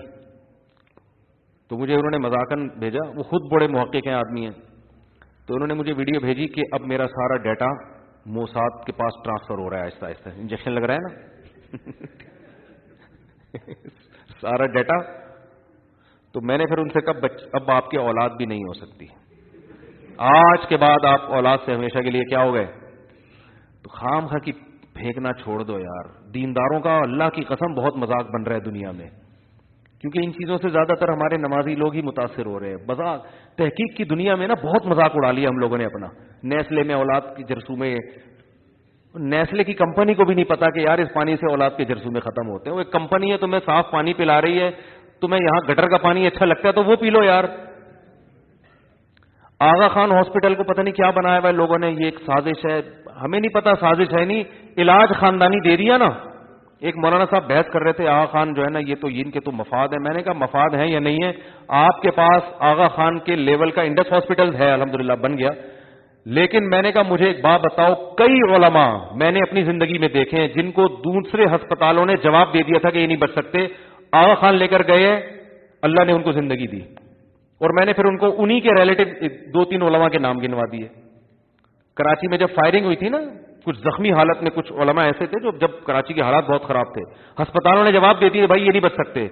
آغا خان لے کر گئے, وہاں کا علاج بہت معیاری ہے, ایک دم سارے ڈاکٹر حرکت میں آئے ہیں, اور ایسا ماشاءاللہ وہ زندہ سلامت ماشاءاللہ. ایک تو میرے کلاس فیلو بھی ہیں, میرے اپنے کلاس فیلو ہیں, ان کو ایکسیڈنٹ ہوا تھا تو ڈاکٹروں نے کہا یہ بچنے والے نہیں ہیں. اتنا وہی ایکسیڈنٹ کی بات کر رہا ہوں جس میں وہ عالم شہید ہوئے تھے جو میں نے جمعے میں جن کا واقعہ بتایا نا, جو اپنے والد کے اکلوتے بیٹے تھے, اور اسی گاڑی میں یہ بھی تھے. وہ تو آن دا اسپاٹ شہید ہو گئے, انتقال ہو گیا ان کا. یہ اتنے زخمی اور بے ہوش اور اتنی ہڈیاں ٹوٹ گئیں کہ ہسپتالوں نے جواب دے دیا یہ زندہ نہیں بچ سکتے, بس کی آخری سانسیں. آغا خان ہاسپٹل لے کر گئے تو انہوں نے کہا کہ پیسہ ٹھیک ٹھاک خرچ ہوگا. کوئی بات نہیں بھائی, ان سے نکلوائیں گے جنہوں نے ایکسیڈنٹ. تو ہمارے جو حضرات ہیں ان کے جو لوائقین, انہوں نے کہا بھائی جتنا بھی خرچ ہوگا ان کی زندگی ہمیں عزیز ہے. تو علاج ہو گیا الحمدللہ, آج فٹ فاٹ گھوم رہے ہیں. وہ 60 بوتلیں خون کی چڑھی ہیں. تو وہ ٹھیک ہے, وہ جو کچھ بھی کر رہے ہیں پیسے کما کے جہاں بھیج رہے ہیں, میں نہیں کہہ رہا کہ وہ 100% دودھ کے دھلے ہوئے ہیں یا برے ہیں, مجھے نہیں پتا, لیکن علاج آپ کو خاندانی بولو بھائی دے رہے ہیں. اور ہم نے اپنی بہت سے علماء کی جان بچتی ہوئی دیکھی ہے, تو میں زمینی حقیقت کا کیسے انکار کر دوں. آغا خان لیبارٹری کے ٹیسٹ کو آپ پوری دنیا میں کہیں بھی لے جائیں نا, مانا جائے گا اس کو. اور آپ جا کے, اور بھی ہیں ایسے ہسپتال, صرف ایک آغا خان نہیں ہے. میں کوئی اس کی پبلسٹی کے لیے نہیں یہاں بیٹھا ہوا, انڈس ہاسپٹل بھی بہت معیاری ہے, لیکن سب سے زیادہ گالیاں آغا خان کو پڑ رہی ہیں, اس کے بعد انڈس ہاسپٹل کو پڑ رہی ہیں. ایک جاننے والے کا انتقال ہو گیا کرونا سے انڈس ہاسپٹل میں, ان کے لواحقین نے جو انڈس کو گالیاں دی ہیں, کو معین اختر نے بلب کے رشتہ داروں کو ایسی گالیاں نہیں دی ہوں گی. ابے انہوں نے مارا, انجیکشن لگا. وہ بھائی اس بیچاروں, وہ ہاسپٹل کے جو اونر ہیں, ہم جانتے ہیں اتنی بڑی داڑھی ان کی, اتنے نمازی پرہیزگار آدمی وہ ڈاکٹر عبد الباری صاحب, جو ان سے ملا کہتے یار ایسا خاندانی آدمی بہت کم ایسے خاندانی لوگ پیدا ہوتے ہیں, ویژنری ہیں, کوئی ان کا مقصد دولت کمانا نہیں ہے, انسانیت کی خدمت, اتنی بڑی داڑھی, نمازی پرہیزگار, الزام کے ڈال رہے ہیں یہ زہر کے انجیکشن لگا لگا کے علماء کو مار رہے ہیں. تو یار کیسی نیگیٹو سوچ ہے, ہر چیز میں الٹا. تو آپ نیسلے پہ کچھ اور الزام لگاؤ, لیکن یہ جو اولاد کے جرسوں میں اس کے پانی میں, یہ بھائی لیبارٹری والوں کا کام ہے. آپ یہ پانی لیبارٹری میں لے کر جاؤ, کسی ڈاکٹر سے پوچھو, بولے گا تمہارا دماغ خراب ہو گیا یار, یہ اولاد کے جرسوں میں پانی کہاں سے ختم کرے گا. تو فالتو باتیں, کچھ اور الزام لگاؤ, ٹھیک ہے, کوئی کچھ بھی لگا دو, ہمیں کوئی بھی نہیں, لیکن اتنے ایسا الزام نہ لگاؤ کہ دنیا آپ پر ہنسے.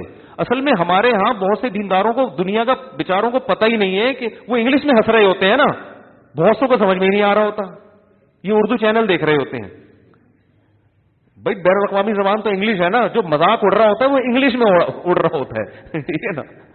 تو عجیب حساب ہے, بہت تھک گئے ہم لوگوں سے بحث کر کر کے. یہودیوں کی کمپنی ہوگی نیسلے, وہ ان کے اپنے ممکن ہے وہ نیسلے سے جو آمدن ہو رہی ہو وہ اسرائیل کو دے رہے ہو سکتا ہے, یہ ہو سکتا ہے, یہ بھی ہو سکتا ہے کہ نہ دے رہے ہوں, اس کا مجھے نہیں پتا. لیکن پانی پہ آپ خامخواہ کے الزامات لگا دینا کہ اس میں یہ ایکوافینا میں, ایکچولی ایکوافینا میں ایک ایسی چیز شامل کر دی گئی ہے جس سے آپ کا سارا ڈیٹا وہاں ٹرانسفر ہو. اور بھائی سائنس نے اتنی ترقی نہیں کی ہے, اتنا نہیں سمجھو, خدا نہیں بناؤ سائنس کو کہ یہودی تمہاری ہر چیز پر قابض ہو جائے, ایسا نہیں ہوتا. تو پہلے کرونا کے بارے میں, اب پانیوں کے بارے میں, ہاں کچھ چیزیں ہوتی ہیں بھائی جو نیچرل ہے وہ نیچرل. چشموں کا جو پانی ہے, جو سواد مردان, وہ سب سے بہتر ہے. اسی طرح دیسی مرغی ہے, فارمی اس کے ٹکر کی نہیں ہے, لیکن فارمی میں اتنا ڈینجرس بنا دینا اس کو کہ فارمی جس نے کھا لی اس کو تو ہوا کینسر.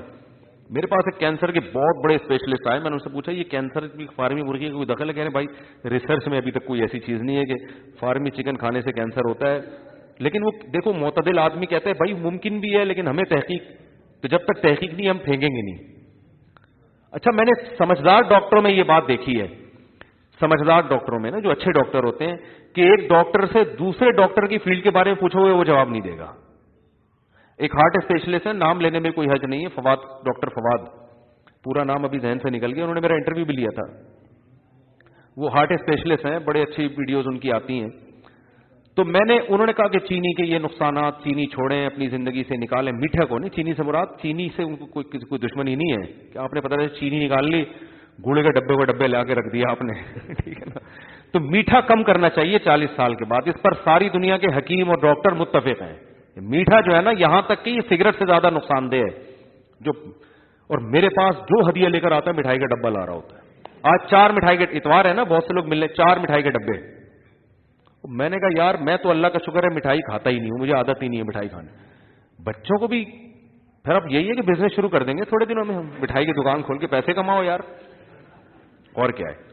اب بچے تو کھاتے ہیں, بچوں کو بھی اتنا میٹھا کھلا کے ان کو اچھا نہیں ہے. اتنا پروٹین والی چیزیں کھانی چاہیے, گوشت ہے, دودھ ہے, مکھن ہے, جن میں پروٹین ہو. میٹھا جتنا ہمیں چاہیے نا وہ روٹی چاول سے مل جاتا ہے ہمیں, سمجھ رہے. تو وہ ڈاکٹر صاحب تھے, وہ ڈاکٹر تھے نہیں, اللہ کرے ہیں اور ہیں ہی رہے وہ. تو میں نے ان سے کہا کہ یہ جو آپ نے اتنی ہدایات دی ہیں کہ ہارٹ کے یہ بچوں کے لیے بھی, انہوں نے کہا بچوں کا مجھے نہیں پتا, یہ چائلڈ اسپیشلسٹ سے پوچھیں. تو مجھے اچھا لگا کہ یار جو چیز جو ان کی فیلڈ نہیں ہے اس میں انہوں نے کہا کہ بھائی مجھے اس کا بولو نا نہیں. تو یہ انسان کے سمجھدار ہونے کی علامت ہے کہ بھائی میں اس کے بارے میں کچھ نہیں کہہ سکتا, یہ چائلڈ اسپیشلسٹ کا کام. لیکن جو 2 نمبر آدمی ہوتا ہے نا, اس کو ہر چیز کے بارے میں سب کچھ پتا ہوتا ہے. اس کو ہر چیز کے بارے میں بولو نا سب کچھ پتا ہوتا ہے. اسے بچوں کے بارے میں, بچوں کی بیماریاں اصل میں یوں ہوتی ہیں, بڑوں کے بارے میں یہ, عورتوں کے بارے میں یہ, مردوں کے بارے میں, مفتیوں کے بارے میں یہ, اور حدیث سے یہ مسئلہ ثابت ہوتا ہے. مفتی بھی ہوگا وہ, طلاق کے مسائل بھی بتا رہا ہوگا, وراثت کے مسائل بھی بتا رہا ہوگا, کرونا کے بارے میں اسرائیل نے کب اس کو کہاں پیدا کیا اور ڈیٹا کیسے ٹرانسفر ہوتا ہے, یہ رپورٹیں بھی اس کے پاس. دیکھو آپ کے پاس اگر ٹیلی فون ہے نا اینڈرائڈ, تو آپ کا ڈیٹا خود بخود ٹرانسفر ہو رہا ہے, اس کے لیے ٹیکا لگوانے کی ضرورت نہیں ہے. یہ فون اتنی خطرناک چیز ہے, آپ کی ہر چیز ریکارڈ ہو رہی ہے. میری گاڑی ہے نا, جہاں جاتی ہے مجھے پتا چل رہا ہوتا ہے گاڑی کہاں جا رہی ہے, میں اپنے موبائل پہ دیکھ رہا ہوتا ہوں. سمجھ میں آئی ہے بات؟ مجھے پتا چل رہا ہوتا ہے کہاں جا رہی ہے. میں اس گاڑی میں جو باتیں ہو رہی ہیں وہ بھی سننا چاہوں تو اپنے فون پہ, آج کل ایسے ٹریکر آ رہے ہیں, سن سکتا ہوں میں. تو جب میں سن رہا ہوں تو کمپنی نہیں سن رہی ہوگی, اور ایک کمپنی سن رہی ہے تو جن لوگوں نے انٹرنیٹ جن کے ہاتھوں میں ہے امریکہ کے, وہ نہیں سن رہا ہوگا جس نے آپ کو یہ سروس دی ہے. بہت مشکل ہے. تو امریکہ کو میرے بارے میں آپ سے زیادہ پتا ہے کہ کتنی ہو چکی ہیں, کیا کیا اس کے ارادے ہیں, لیکن اس کو پتا ہے, امریکہ کو میرے بارے میں پتا ہوگا یہ کیا کر رہا ہے. تو اس کے لیے ہمیں ٹیکہ لگانے کی ضرورت, اور آئی فون پہ تو ویسے ہی امریکہ کو سب پتا ہوتا ہے آئی فون کے بارے میں, تو اس لیے زیادہ فنڈر بننے کی ضرورت نہیں ہے بھائی, ان کو پتا ہے آپ کے بارے میں آپ کیا کہہ کے کہاں جا رہے ہیں. ٹھیک ہے نا, تو وہ تو سارا ڈیٹا ان کے پاس موجود ہے. آپ نے کوئی کام خفیہ کرنا ہے تو سب سے پہلے موبائل گھر میں رکھو, آپ بغیر موبائل کے جاؤ, اور یہ ہوتا نہیں ہے آج کل, بغیر موبائل کے کون جاتا ہے یار, تو ہر تھوڑی دیر میں موبائل کی ضرورت پڑتی ہے. تو ڈیٹا ٹرانسفر کرنے کے لیے ٹیکہ لگوانے کی ضرورت. تو اگر کورونا کی ویکسین آتی ہے نا, اور واقعی وہ ریلائبل ڈاکٹر کہیں کہ یہ لگواؤ, ایسا نہیں کہ کوئی بھی لے کے بیٹھا ہوا اور ٹھوکنا شروع کر دیں کچھ بھی. تو ذمہ دار ڈاکٹر اگر کہتے ہیں, اور ایک ڈاکٹر نہیں احتیاطاً 10 ڈاکٹروں سے پوچھ لو, سبھی یہ کہہ رہے ہو کہ بھائی لگواؤ, تو میرے بھائی لگوا لینے ہی میں کیا ہے عافیت ہے. میں نے خود ڈاکٹروں کو دیکھا بھی لندن میں لگا رہے ہیں اپنے, تو ڈاکٹر تھوڑی اپنی نقصان کرے گا یار. تو کوئی ڈیٹا ٹرانسفر نہیں ہو رہا, کچھ بھی نہیں ہو رہا. جتنے پھیپڑے ہیں سارے آپ کے اندر موجود رہیں گے, اور جتنے گردے جہاں جہاں لگے ہوئے وہیں کے وہیں موجود رہیں گے. اچھا یہ بھی خبریں آ رہی ہیں, فلاں کو ٹیکہ لگایا وہ مر گیا, یہ دیکھو مر گیا وہ. اس سے بھی خوف پھیلایا جا رہا ہے. تو ایک صاحب نے مجھے اسی طرح ویڈیو بھیجی کہ وہ ٹیکہ لگایا وہ انا للہ ہو گیا. تو میں نے وہ ڈاکٹر کو بھیج دی, میں نے کہا دیکھو یہ انا للہ, انہوں نے ڈاکٹر نے بتایا. قرآن کہہ رہا ہے نا کہ جب بھی کوئی خبر آئے تو ماہرین کو پہنچاؤ, تو قرآن کی آیت ہے. تو میں نے ان سے کہا, انہوں نے کہا یہ 1000 میں 2000 میں ایک کیس ایسا ہو سکتا ہے کہ وقتی طور پر سائیڈ افیکٹ ہو. جیسے ٹائیفائڈ کی ویکسین ہو رہی تھی تو ہسپتال میں کچھ بچوں کی طبیعت خراب ہو گئی, فوراً لوگوں نے جناب وہ تصویریں کھینچ کے نیٹ پہ ڈال دی, ٹائیفائڈ کے وہ ویکسین سے اتنے بچے مر گئے. حالانکہ وہ مرے نہیں تھے, ان کی طبیعت وقتی طور پر خراب ہوئی تھی, پھر وہ ٹھیک ہو گئے تھے, ابھی وہ فٹ فاٹ بھاگتے دوڑتے پھر رہے. تو ویکسین میں سائیڈ افیکٹ میں یہ ہے کہ 1000 میں کسی ایک کی طبیعت خراب ہو سکتی ہے. تو ڈاکٹر بتا 1000 میں سے کسی ایک کی ہو سکتی ہے, لیکن مرے گا نہیں, وہ تھوڑی دیر خراب رہنے کے بعد کیا ہو جائے گی, ٹھیک. تو پھر انہوں نے مجھے اس خاتون جس کی طبیعت خراب ہوئی تھی اس کی دوسری ویڈیو بھیجی کہ فٹ فاٹ بالکل صحیح ہے یہ. تو پروپیگنڈا بہت زیادہ ہو رہا ہے, خراب ہونے والی آ رہی ہے, صحیح ہونے والی نہیں آ رہی. ٹھیک ہے نا, وہ تو ڈاکٹر صاحب کے پاس تھی تو انہوں نے بھیج دی, ورنہ نہ ہوتی تو ہم بھی کہتے پتہ نہیں مرا نہ گئی ہو. تو پھر آدمی ڈر جاتا ہے, یار میں تو نہیں لگواؤں گا کم از کم.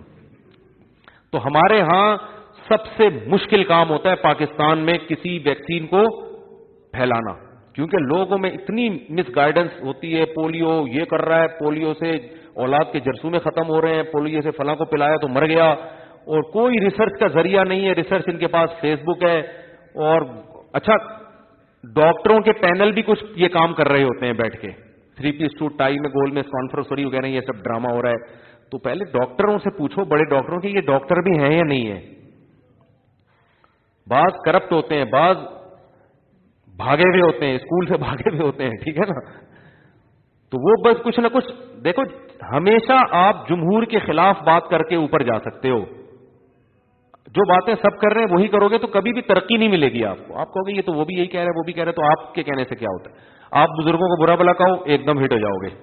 آپ بولو یہ چاروں فقہ حنفی شافعی مالکی حنبلی سارے غلط ہیں, آؤ قرآن حدیث کی طرف, آپ ایک دم کیا ہو جاؤ گے, گویا یہ تو تورات اور انجیل کی باتیں کر رہے تھے, ہم آپ کو قرآن و حدیث بتائیں گے. ٹھیک ہے نا. تو لوگ کہتے ہیں یار یہ بندہ کسی مسلک کا نہیں ہے, یہ ہے حق پرست.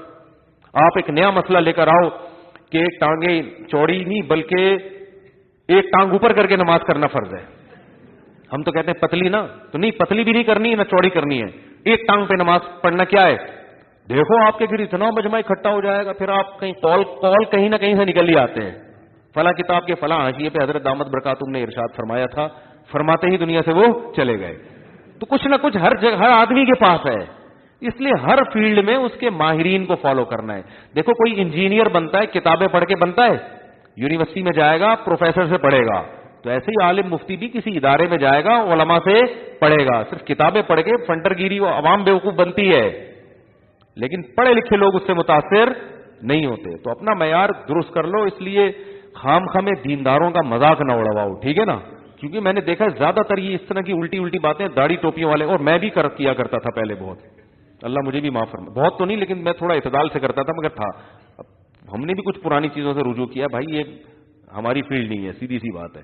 میں نے یہاں جب بہت سی اپنی تحقیقات سے ہمیں پتا چلا نا غلط تھی, میں نے کہا یار جو جس کی فیلڈ ہے نا, اسی جس کا کام اسی کو ساجے, خام خامے ٹانگ نہ اڑاؤ, تو جس کا کام ہے اسی کو ساجے. تو پھر اب میں تحقیق یہ کرتا ہوں کہ جو جس فیلڈ کے ماہر سے ماہر ڈاکٹر ہو, میں اس سے رابطہ کرنے کی. اب کیونکہ تیرا شہرت بھی ہو گئی ہے تو میرے لیے کسی ماہر تک پہنچنا اب آسان ہو گیا ہے.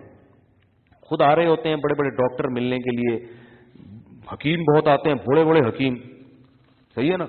ایک صاحب مجھے کہنے لگے حکیم اس کے پاس پتہ ہے کیوں آتے ہیں, پوچھنے کے لیے. کچھ لڑکے نا یہاں بیٹھے ہوئے تھے, یہ لڑکے بڑے عجیب ہوتے ہیں, کچھ یہاں بیٹھے ہوئے تھے, میں نے اس وقت تیسری شادی کی تھی. خواتین سن رہی ہیں معذرت کے ساتھ, یہ درمیان میں ویسی بیکار قسم کا قصہ آ گیا درمیان میں ویسے. تو میں یہاں بیٹھا ہوا, میں نے اس وقت تیسری شادی کی تھی, یہ بات ہوگی تھوڑی سی پرانی ہو گئی. تو لڑکے بیٹھے ہوئے نا, کسی نے مجھے بتایا کہ میرے سامنے تو ایسا تبصرہ نہیں کریں گے, کسی نے بتایا کہ لڑکے یہاں بیٹھے ہوئے گپ شپ لگا رہے, یار یہ مفتی صاحب کھاتے کیا ہیں. تو دوسرا کہہ رہا ہے ابے ان کے حکیموں سے بڑے تعلقات ہیں, پتہ نہیں کیا کیا معجونیں کھاتے ہیں. تیسرا کہتا ہے ابے حکیم خود ان سے آگے پوچھتے ہیں. مجھے اتنی ہنسی آئی ہے نا, اتنی ہنسی آئی ہے ان بچوں کی بات. لڑکے تھے ٹین ایجز نہیں ہوتے, 20 25 سال کے. تو میں نے کہا بیٹھے پھینکتے رہو بیٹھ کے. تو خیر کہاں سے کہاں بات چلی گئی. سمندر میں نماز یا نماز جمعہ کیسے ادا کریں. سمندر اگر شہر کی حدود میں تو نماز ہوگی, شہر کی حدود سے اگر باہر نکل گئے تو پھر جمعہ کی نماز نہیں ہوتی. سمندر کے پانی سے وضو کر سکتے ہیں, بالکل کر سکتے ہیں, حدیث میں صاف اجازت ہے. اگر لڑکی والے مطالبے کے سالے کے ولیمے کے ساتھ بیٹی کی رخصتی کریں تو کیا اس کو بارات میں جانا تصور کیا جائے گا؟ نہیں, وہ بارات میں چونکہ ولیمہ کر رہے ہیں نا تو نیت ولیمے کی کریں وہ, اور اسی میں بیٹی کی رخصتی کرتے ہیں تو پھر وہ ولیمہ کی نیت ہوگی, بارات نہیں ہوگی, وہ جائز ہے.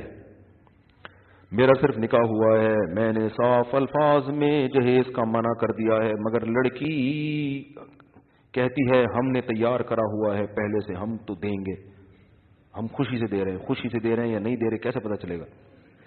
دیکھو آپ کی ذمہ داری ہے کہ آپ بہت اچھی طرح سے ان کو سمجھا دو کہ ہمیں جہیز نہیں چاہیے, اور احتیاطاً پہلے فرنیچر لے کے گھر میں ڈال دو.